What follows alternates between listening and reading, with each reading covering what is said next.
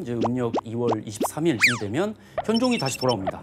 네, 개경으로 다시 돌아오는데 다 불타고 쑥대밭이 돼 있는 이제 상황이니까 이제 수도를 재건하는 데 힘쓰는 거죠.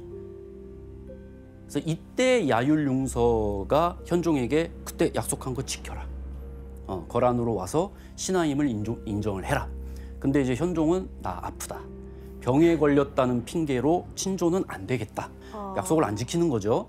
그래서 야율융서는 그러면 고려 왕이 약속을 했던 그 친조를 안 할 거면 강동 6주를 돌려줘라 우리한테. 줬던 거 다시 뺏으려는 거네요. 그렇죠. 근데 현종의 입장에서는 친조 안 갑니다. 근데 강동 6주 그냥 반환한다고 그럴 수는 없죠. 그래서 두 가지 다 야율융서의 명령을 따르지 않습니다. 근데 고려도 배짱이 대단하네요. 그렇습니다. 근데 어쨌든 야율융서 입장에서는 또 한 번 고려를 공격할 명분이 생깁니다. 그래서 야율융서가 이번에는 강동 6주를 차지하기 위해서 또 전쟁을 준비하게 되는 거죠.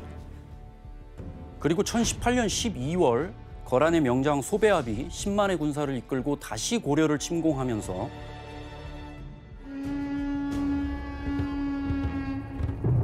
전쟁이 끝난 지 8년 만에 3차 고려 거란 전쟁이 발발하게 됩니다.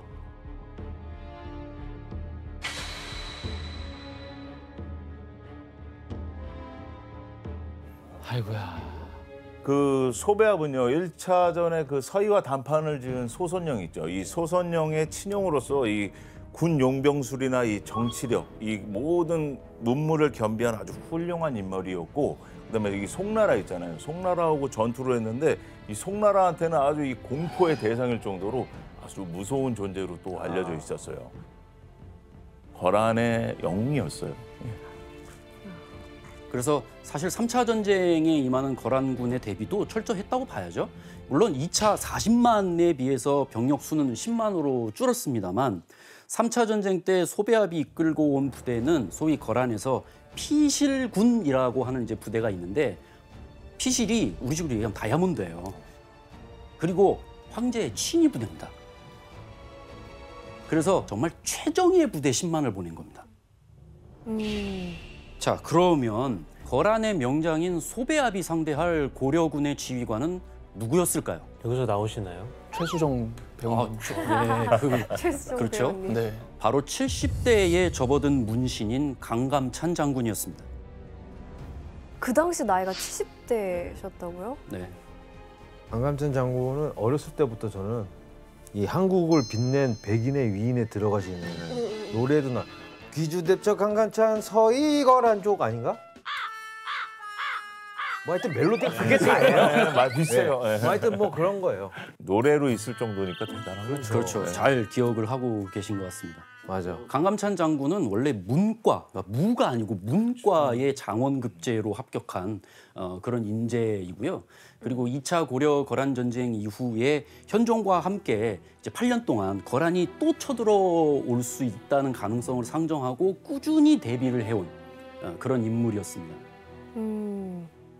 그래서 3차 고려 거란 전쟁을 앞두고 이 강감찬 장군은 원래 서경 지역을 다스리는 그 행정부의 수장인 서경유수라고 하는 그 직함에서부터 고려의 최전선인 이제 서북면을 총괄하는 사령관, 즉 서북면 행령도통사인 최고 군사령관이 됐다는 거죠.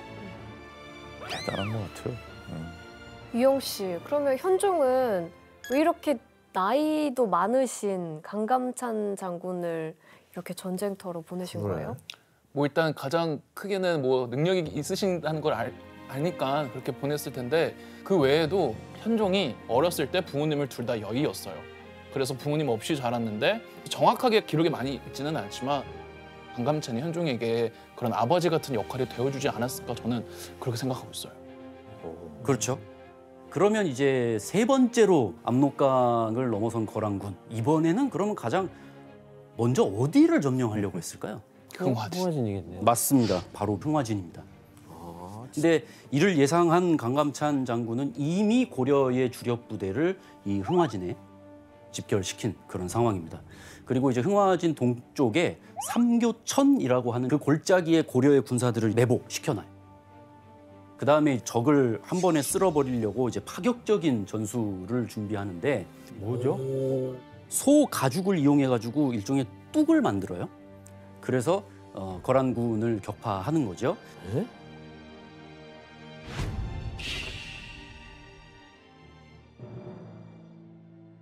굵은 밧줄로 이제 소 가죽을 막 이렇게 꿰요. 그래서 이제 뚝을 쌓아요. 강물을 막아두는 거죠. 수몰. 이제 말하자면 댐 무너지듯이 그렇게 터트려가지고 이제 수몰을 시키려는 이제 그런 작전을 구사하려고 했는데 과연 이 강감찬 장군의 이 작전이 성공했을까요? 성공했겠죠. 그렇습니다. 거란군이 도착을 하죠. 뭐야 아무것도 없잖아 하면서 강을 건너려고 하던 거란군이 갑자기 막 강물이 쏟아져 내려오니까 당연히 혼란에 빠질 수밖에 없는데요. 강감찬 장군의 기습 작전이죠. 어떻게 보면 성공을 해서 거란군을 격파를 하는데 한 가지 좀 이상한 점이 있습니다. 뭐예요, 이거? 왜냐하면 이제 공격을 했어요. 근데 물에 이렇게 쓸려나가는 거란군의 숫자가 그렇게 많지는 않았던 겁니다. 이게 그럼 또 이건 무슨 일이었을까요? 이미 다 지나가고 연 거 아니에요? 이게 뭐냐면 흥화진에 온 거란군이 주력 부대가 아니었던 겁니다.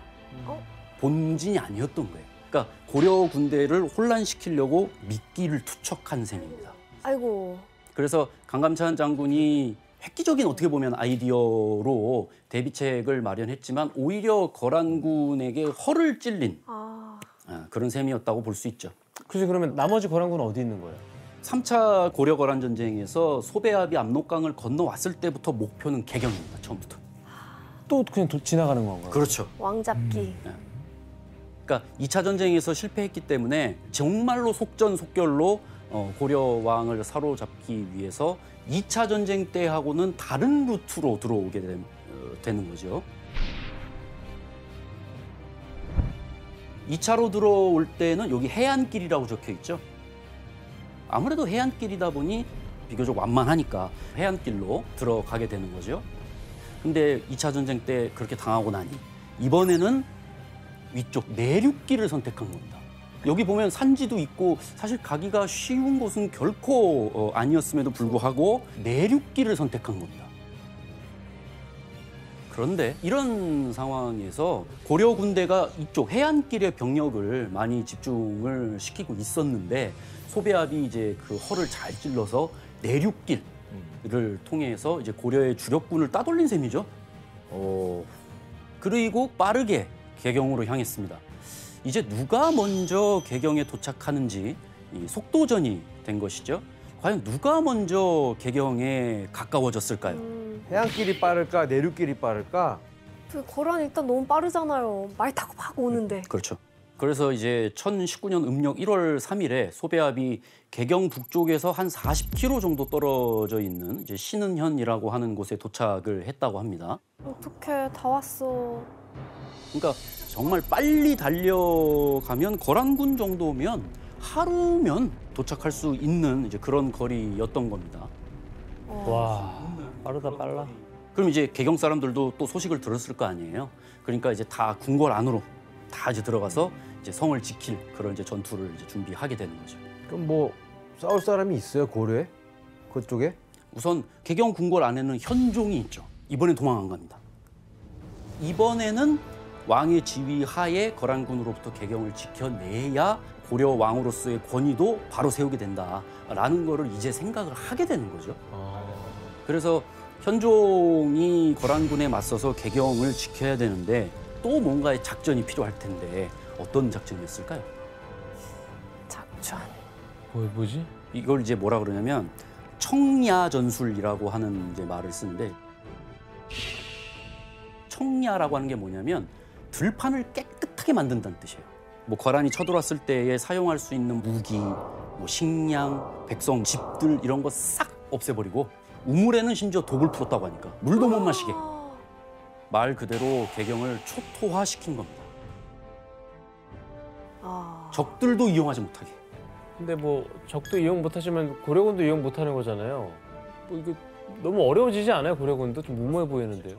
그렇습니다. 사실 청야 전술은 정말 급박한 정말 위기 상황에 몰렸을 때에 시행하는 전술이라고 봐야 되는데 사실 전쟁에 임하는 고려 사람들이 그만큼 절박한 상황이었다 지금은 그렇게 봐야 되는 거죠. 아, 그럼 이제 여기서 퀴즈를 하나 내겠습니다. 맞춰야 돼. 고려의 청야 전술은 거란의 기병 중에 타초곡기에게 특히 치명적이었는데요. 과연 타초곡기는 무엇을 전문으로 하는 기병이었을까요? 타초기 저는 이걸 정답. 저는 아는 거라서. 네, 이용 씨. 뭔가 타초곡이라는 노래를 부르는 어떤 그런 기병은 아니었을까요? 아, 그 곡이 이제 노래. 근데 전쟁에서 이렇게 막 노래로 이렇게 사기 올려주는 것도 중요하니까. 이용 씨 안타깝습니다. 오답입니다. 정답.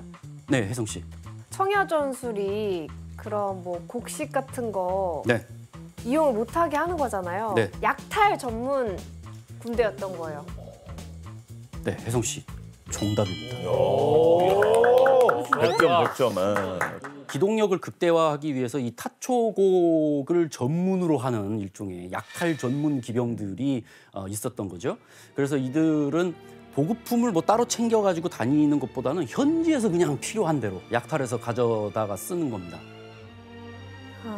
현종은 개경 부근에 도착한 거란군이 보급품이 없으면 당연히 퇴각할 수밖에 없을 것이다 라고 판단을 한 거고, 그러니까 청야 전술로 인해서 개경 뭐 이 인근에서는 뭐 쌀 한 톨도 구할 수가 없고, 게다가 현종이 도망도 안 가고 지금 개경에서 항전은 계속 해 나가는 상황인 거죠. 게다가 강감찬 장군의 부대는 어쨌든 계속 쫓아오고 있는 상황이고, 그러면 만약에 여러분이 소배합이다 그러면 어떻게 하실 것 같으세요? 튀어야죠 빨리. 튀어야 된다. 네. 네, 결국은 소배합이 뭐 식량도 식량이지만 포위될 수가 있다라고 하는 이제 그런 생각을 가졌기 때문에 결국 이제 회군을 명령을 하게 되는 거죠.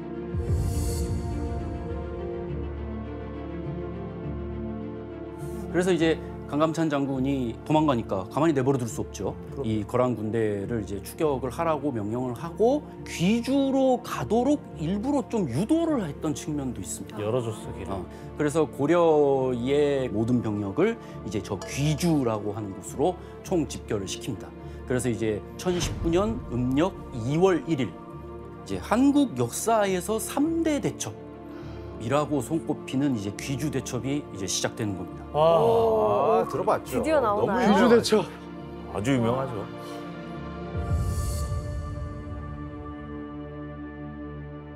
그래서 당시 거란의 장수 소배합과 고려의 강감찬 장군이 이끄는 양측의 군사가 합치면 30만 명 정도 됩니다.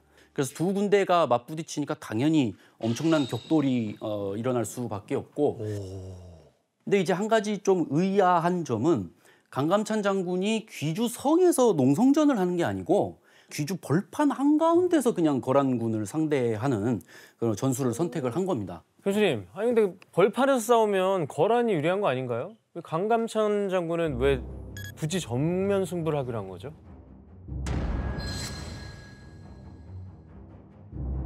고려도 지금 연이은 지금 침략을 받고 했기 때문에 군사력이 많이 줄어든 상황이죠. 근데 만약 거란을 또 가만히 내버려둬서 그냥 이대로 물러가게 하면 또 올 수도 있단 말이에요. 그렇죠. 그러면 그때는 승리를 장담할 수도 없고 자칫하면 고려가 망한다 이렇게 되면 두 번의 기회는 없다. 와. 그래서 이제 강감찬 장군이 성을 나와서 이 단 한 번의 승부에 운명을 걸기로 했던 거죠. 교수님 이제 진짜 거란이고 뭐 고려고 절대 물러설 수 없는 상황이 된 거잖아요. 이때 거란은 고려에게 어떻게 맞서 싸웠나요? 이 두 진영이 맞붙게 되면 서로 이제 막 화살을 쏘면서 전투가 시작이 되는데, 처음에 전투를 할 때는 북쪽에서 불어오는 바람 때문에 거란이 바람을 등지는 거예요. 그러니까 화살을 쏘면 바람 타고 더 잘 나가요. 근데 반대편인 고려는 화살을 쏘면 바람이 오히려 맞부딪히는 상태가 되니까 화살이 잘 못 날아가는 거죠. 그러겠지. 와 이거 어떻게 먹어? 근데 바로 그때의 바람의 방향이 북풍에서 남풍으로 바뀝니다. 오히려 이제 고려 쪽에서 화살을 더 잘 날릴 수 있는 그런 상황이 됐던 거죠. 날씨가 도와줬네요. 네. 그래서 이 기회를 놓치지 않고 이제 총 공격을 내리게 되는 거죠.